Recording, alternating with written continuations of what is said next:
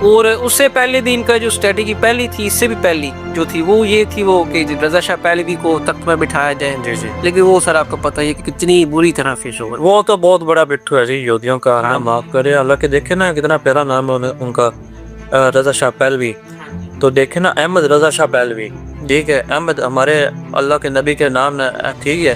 اور پھر بھی وہ اتنا پیارا نام ہونے کی بجائے وہ یہودیوں کے ساتھ جا کے ان کی دوبارہ گریا کو چوم رہا ہے اور ان کے جناب ہاتھ پہ بیعت کر رہا ہے. جیسے کسی شاعر نے کہا ہے نا جی کہ جسے چاہے خدا خراب کرے. جی جی. تو اس کے بعد دولت بھی ہے، سارا کچھ ہی ہے. پتہ نہیں اس کو میرے خیال سے نا کوئی حکومت کا یا ایسے کوئی تخت کا لالچ ہے جس کی وجہ سے نا وہ ایسے قتل کر رہے تھے. جی جی. اس کو کوئی عوام کی ایسے قدرت دل ہے نہیں ہے، وہ صرف نا ایسے تخت چاہتا ہے کہ مجھے مل جائے میں بلو کروں. اچھا، اس کے دور حکومت میں ایران میں اتنی کوئی عیاشی تھی، اتنی بے حیائی ادھر پھیلی ہوئی تھی. لیکن اس کے بعد جب تختہ پلٹ ہوا، جب علی خمینی صاحب آئے تو انہوں نے ماشاءاللہ اللہ کے حکم سے علماء کی حکومت قائم کی.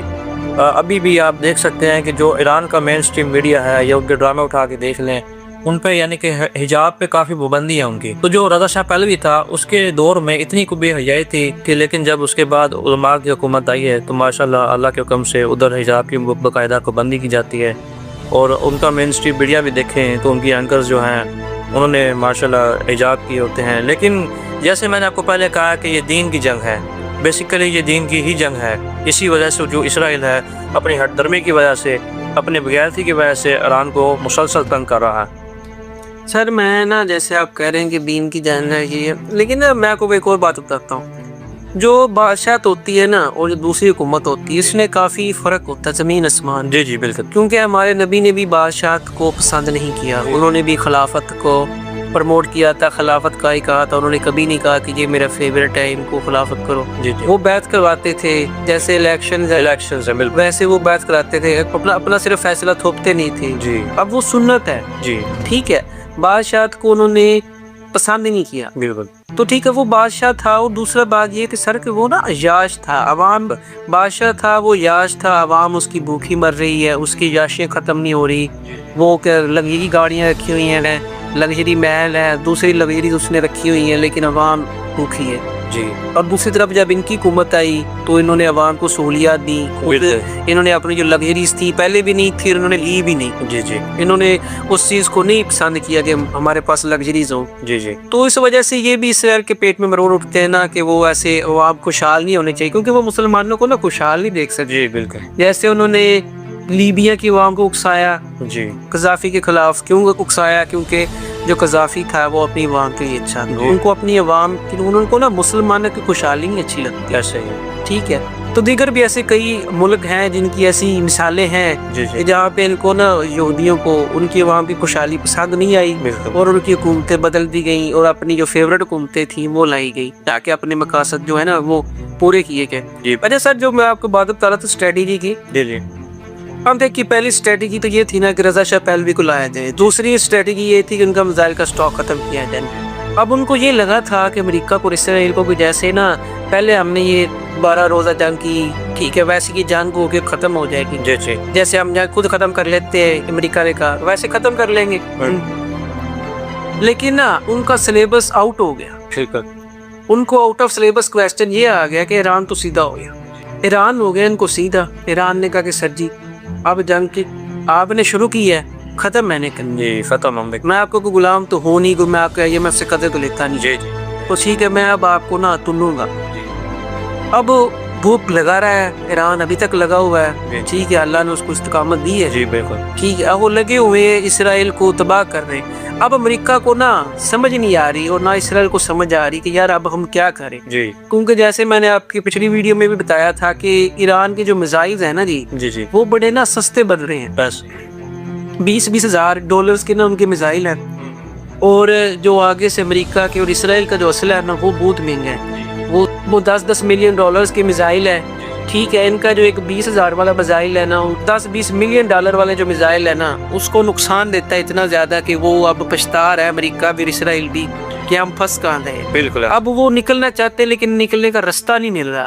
تو اب اسرائیل پتہ کیا کر رہا ہے، وہ سر یہ کر رہا ہے نا کہ وہ نا عرب جو ممالک ہے نا گلف کے، उनको आगे कर रहा है कि यार इनको ना मैं इससे ना धकेल धकूल के खींच खूंच के ना इस जंग में ले आऊँ। जी ऐसे ही है। जैसे आपने सुना होगा कि सऊदी अरब में जो अरामको की फैक्ट्री थी वहाँ पे मिसाइल गिरा है। जी जी। अब ईरान ने इस चीज़ की तरदीद कर दी कि सर ये मिसाइल हमने नहीं गिराया है। ईरान ने कहा है बिल्कुल मैंने जो हमले किए हैं वो मैं मानता हूँ, लेकिन अरामको वाला हमला मैंने नहीं करवाया। जी जी, उन्होंने जो भी हमले किए ना सर, उन्होंने किए अमेरिकन बेसिस। जी जी। जैसे मैंने आपको बताया था कि कतर का जो रडार है जी जी। 1.1 बिलियन डॉलर्स की वर्थ थी, उसको उन्होंने तबाह किया। जी। ठीक है, जो इनका बनता था अच्छी बात है, लेकिन इन्होंने उनकी आबादी पर, एयरपोर्ट्स पर और दीगर मामलात पर ना इन्होंने कोई मिसाइल नहीं गिराया। जी जी, उन्होंने सिर्फ अमेरिकन बेसिस पे मिसाइल कराए। तो अब इन्होंने नहीं गिराया तो मिसाइल आया कहाँ से? जी जी सर वो मिसाइल है इसराइल से। बिल्कुल। ठीक है, अब जो अरब ममालिक है ना वो इसलिए नहीं बता रहे क्योंकि उनको अमेरिका ने मना किया। जी, हालांकि मोसाद के 3-4 जो एजेंट्स है ना वहाँ से पकड़े थे। जी 3-4 नहीं 12 एजेंट्स पकड़े गए कतर से और सऊदी अरब से।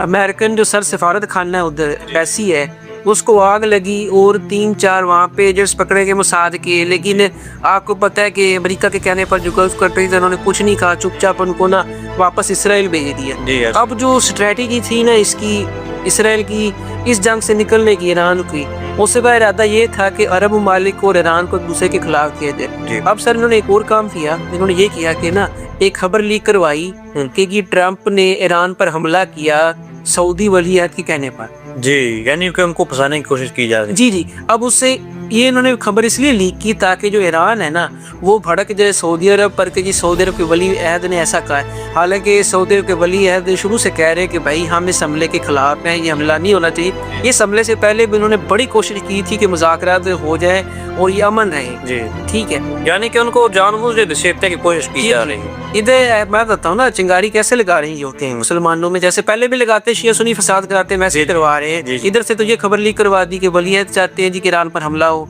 तो वो झूठी खबर है। जी जी। उधर से क्या किया कि अरामको जो रिफाइनरी थी वहाँ पे हमला करवा दिया, जिससे ये लगे कि जी जो अरब के सऊदी अरब के लोग हैं वो इसलिए ईरान से नफरत करें कि देखिए जी हमारी रिफाइनरी पर हमला किया कि दोनों तरफ चिंगारी फटक जाए। हालांकि दोनों तरफ काम ये जो दोनों काम है ये यहूदियों के है, ना इसका ईरान से लेना देना ना सऊदी अरब से लेना देना। जी जी। लेकिन ईरान समझदार है और गल्फ कंट्रीज भी समझदार, बिल्कुल ऐसे ही। उनको पता है कि ये कौन कर रहा है और क्या कर रहा है। जी। अब ईरान है ना उसने निशाना अपना सीधा रखा होगा, बिल्कुल। उसको पता है कि यार डिजिटल दौर है, उसको सारा पता है कि क्या हो रहा है और क्या नहीं हो रहा। वैसे ही है। उसने अपना निशाना रखा हुआ सीधा, वो सीधा इनको ठोक रहा है। इनको अब समझ नहीं आ रही कि हम जाएं कहाँ पे और कहाँ से निकले। और दूसरा सर जी ये है कि इसराइल ने ना जो दूसरे ममालिक हैं जैसे कतर हो गया, उर्दन हो गया, ओमान हो गया, बहरीन हो गया, इनको ना बड़ा भड़काया कि जी ईरान आप पे हमले कर रहा है, ये कर रहा है, वो कर रहा है। तो उन्होंने कहा सर जी हम न्यूट्रल रहे, बिल्कुल। जी जी। हम तो इस जंग में कूदेंगे नहीं, हम सिर्फ आपको बेसिस दे दी है ना,